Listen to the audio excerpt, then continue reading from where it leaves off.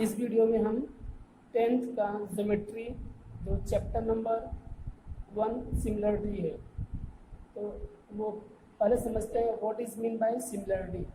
अभी सिमिलरिटी को समझने से पहले हम लोग 9th क्लास में देखे थे कॉन्ग्रुएंसी।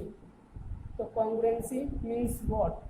कॉन्ग्रुएंसी मीन्स ऐसे दो फिगर्स जिसके all sides are same and angles are also same.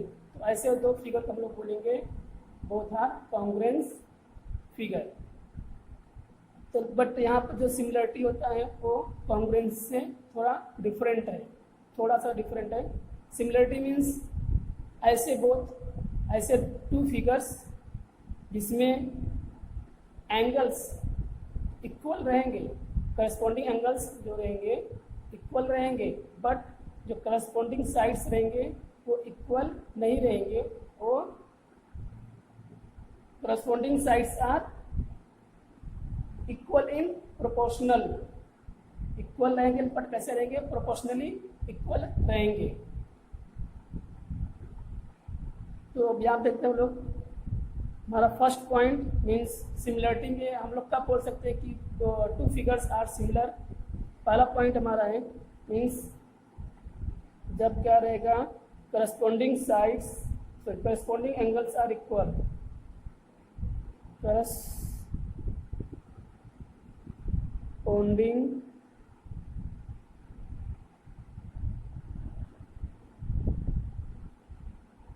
Corresponding angles are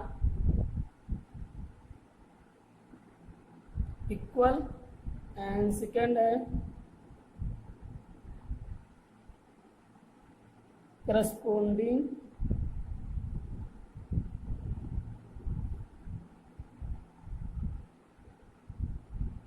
sides are equal in proportional, equal in proportional,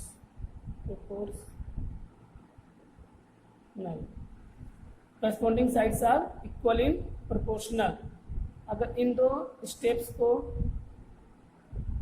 two figures follow करेंगे तो हम लोग बोलेंगे both figures are similarity. For example अगर हम लोग देखते हैं, जैसे हमारा ये ट्रायंगल है, राइट एंगल ट्रायंगल है, इसका नाम देते हैं हम लोग पी क्यू आर। ये 90 है, ये 30 है और ये 60 है। एक और हमारा ट्रायंगल है यहाँ पर,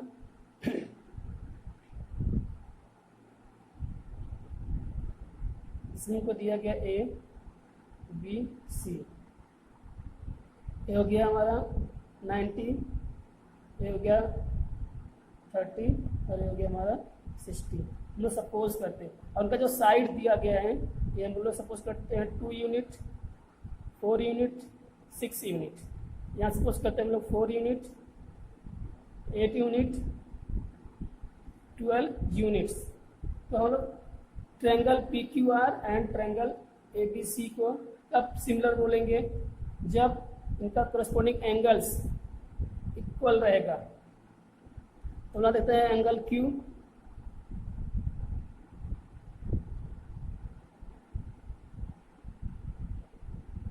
equal angle Q equal angle B, angle R equal angle C and angle E equal to angle A.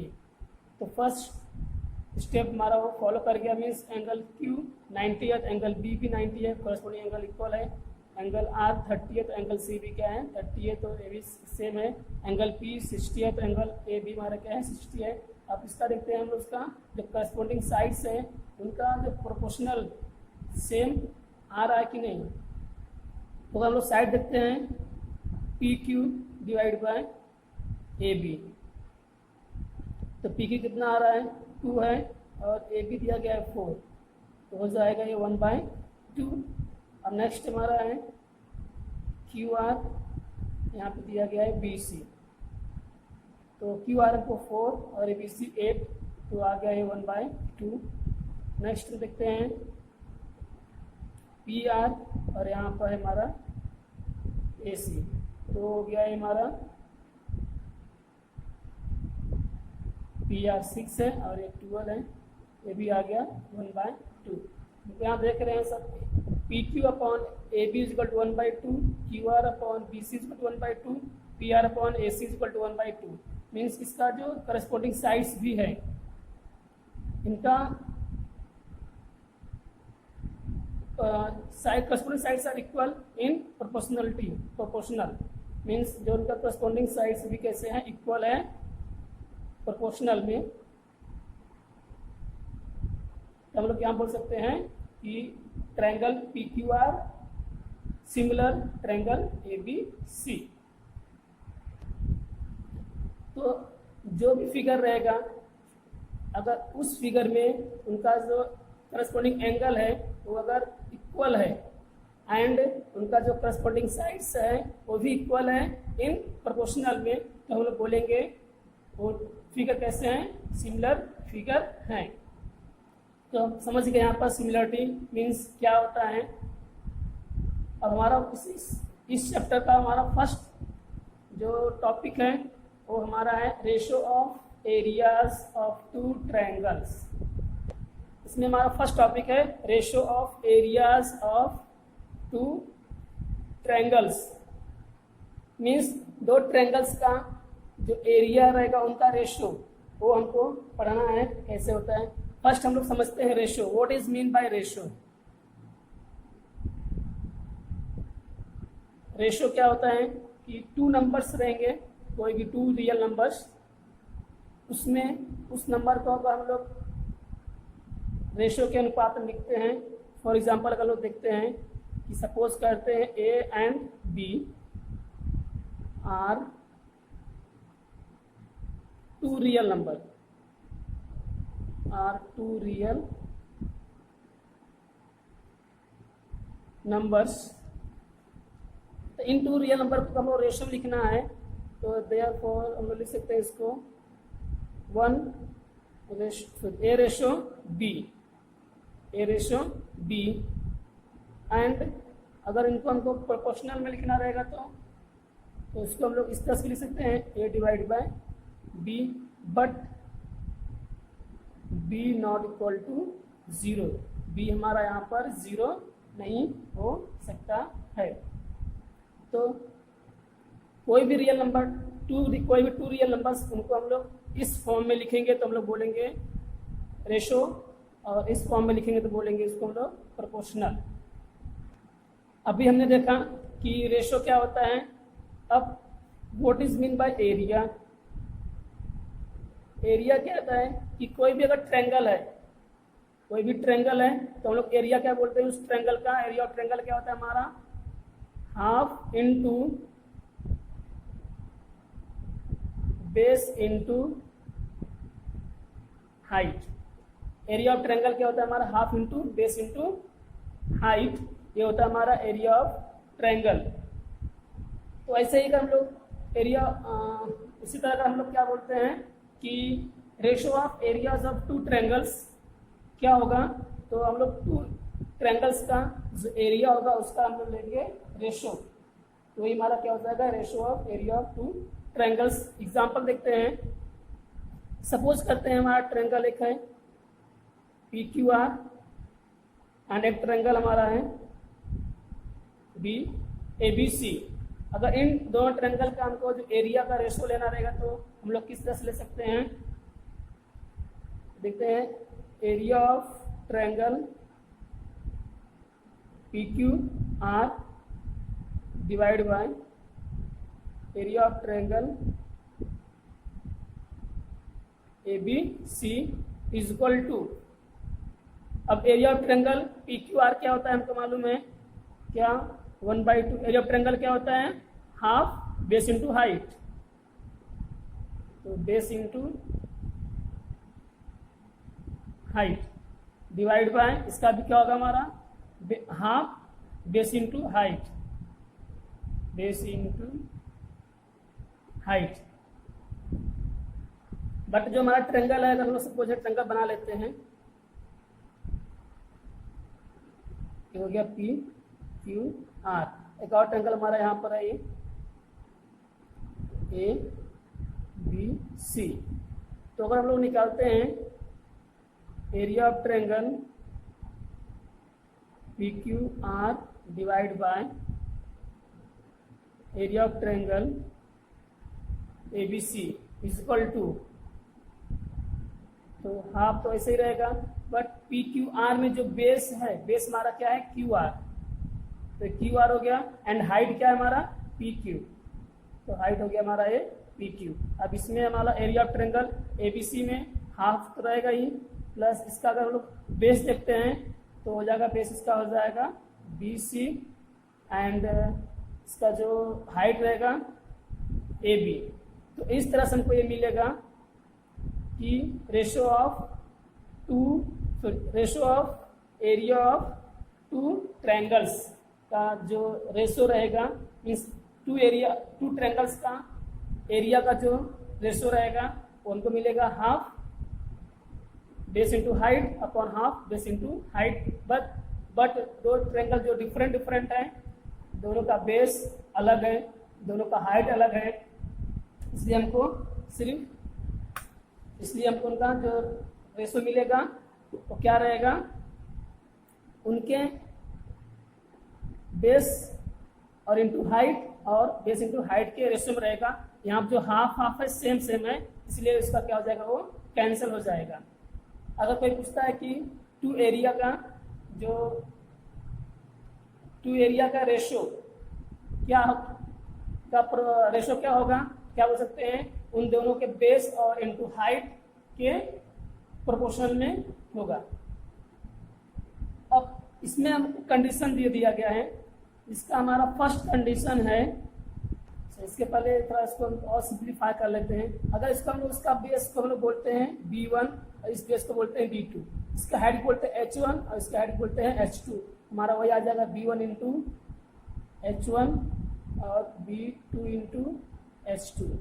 तो इस तरह से हमको मिल जाएगा ratio of area of two triangles का B1 into H1 upon B2 into H2, इस तरह से मिल जाएगा। अब इसका जो कंडीशन दिया गया है, कंडीशन देखते हैं हम लोग वन बाई वन करके।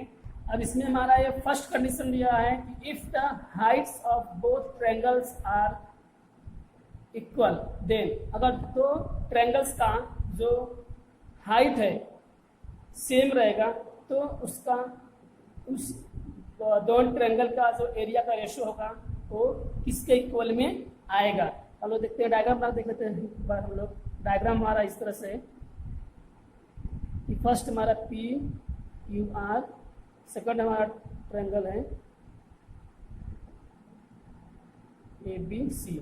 अगर इसका हाइट सेम बोला गया है तो हाइट h, और जो इसका बेस रहेगा तो अलग डिफरेंट है, बेस क्या है डिफरेंट है, सिर्फ हाइट क्या है सेम है।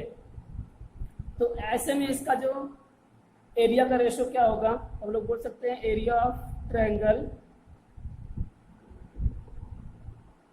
P Q R divide by area of triangle A B C. तो area of triangle P Q R क्या मिल जाएगा, half into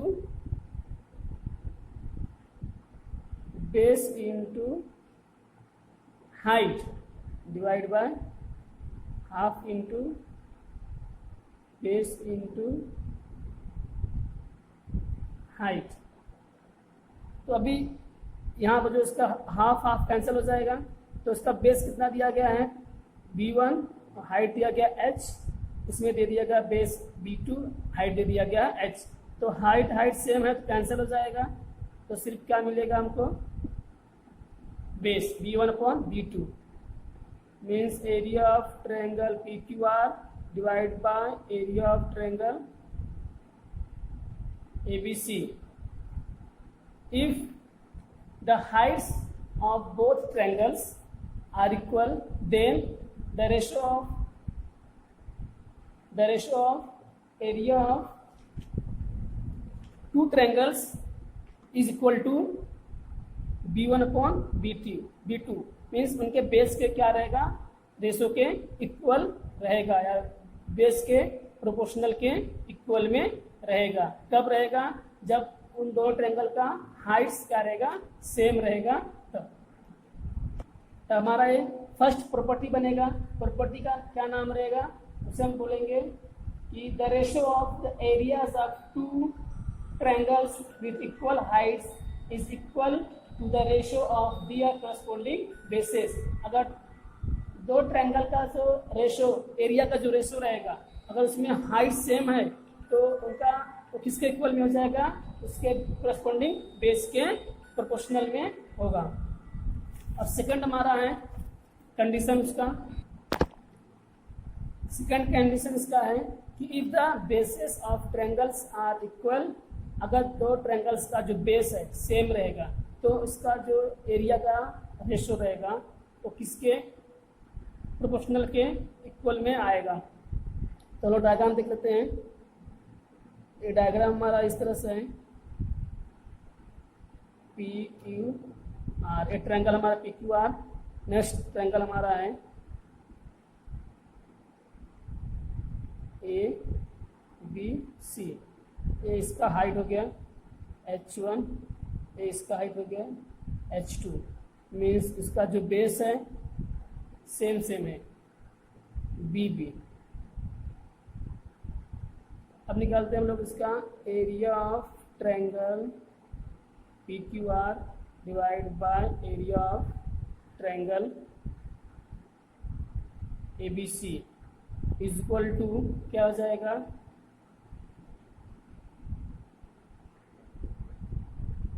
half into base into height divide by A B, half into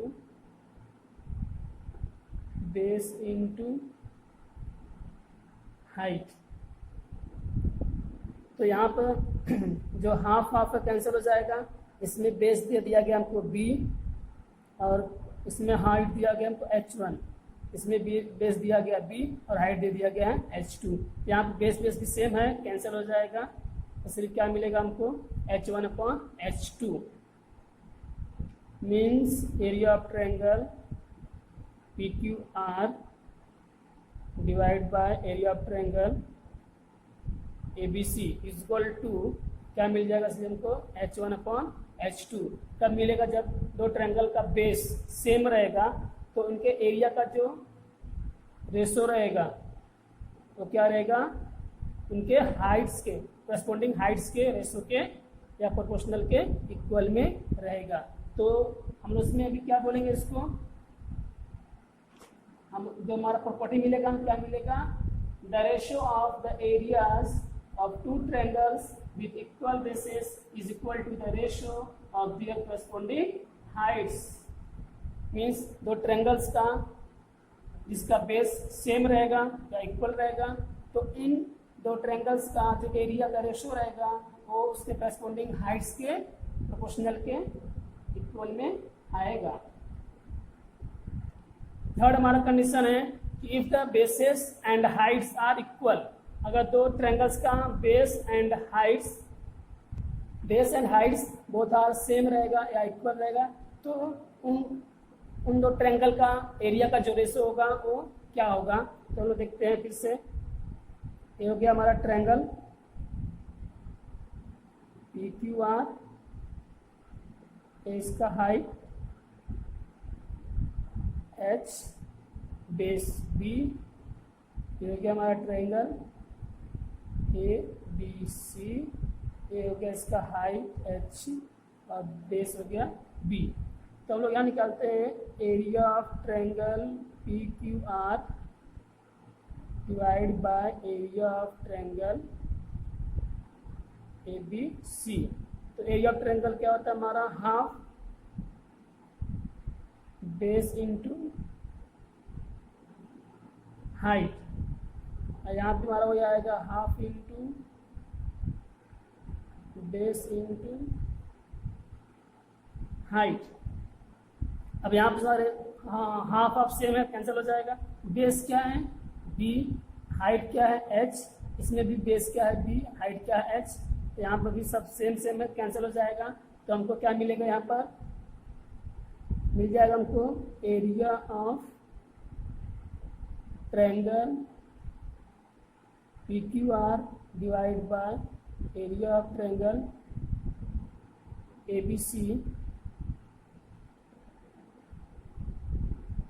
is equal to 1 equal to 1 मिलेगा। यहाँ तो पूरा cancel हो गया, सिर्फ 1 बचा, इसलिए यहाँ 1 हो गया। अब इसमें आगे मल्टीप्लाई करेगा तो area of triangle P Q R is equal to area of triangle A B C. Means अगर दो ट्रायंगल्स का जो heights and base both are same रहेगा तो उन ट्रायंगल का एरिया का जो रेशो रहेगा कैसा रहेगा, आपस में रेशो क्या रहेगा, 1 हो जाएगा।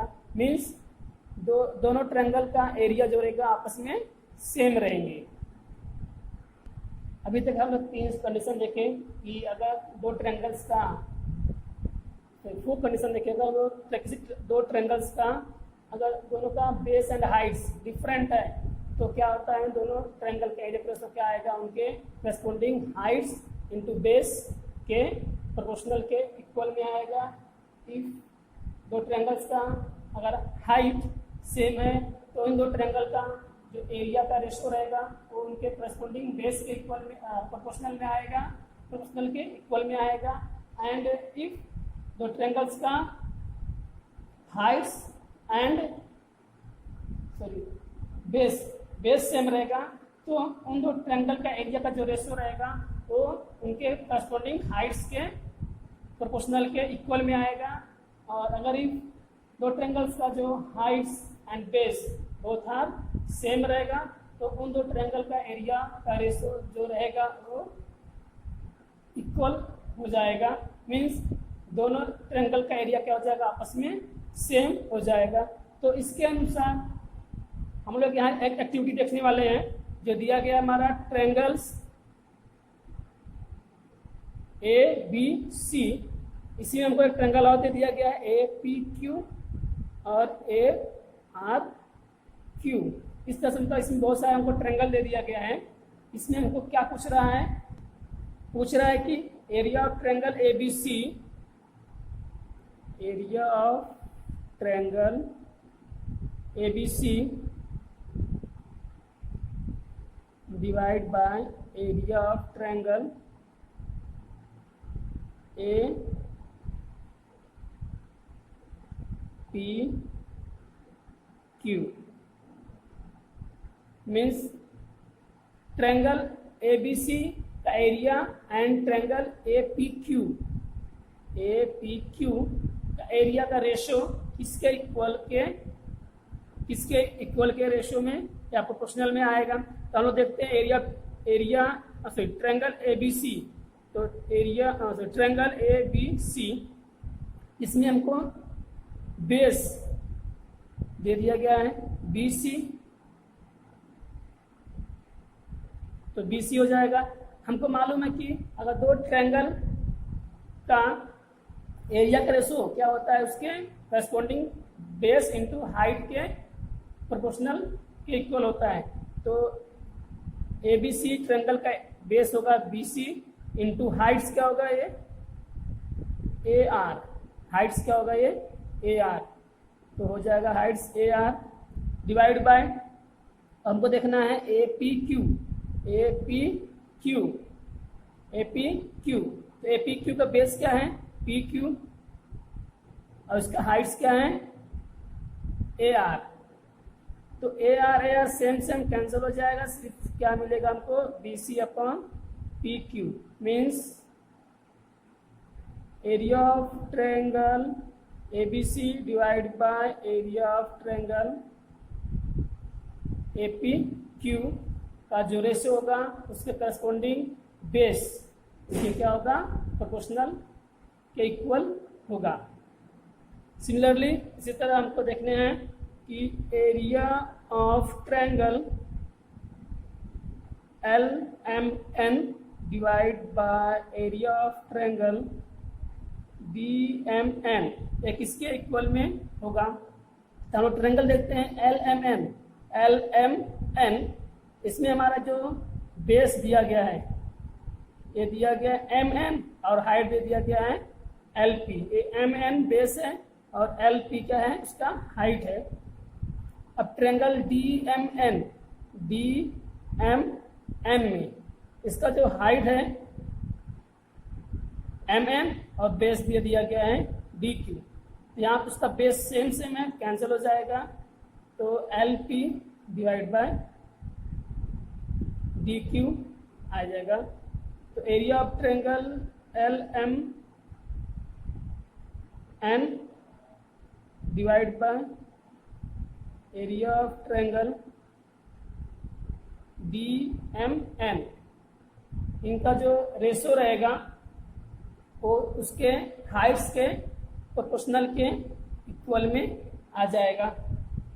इसी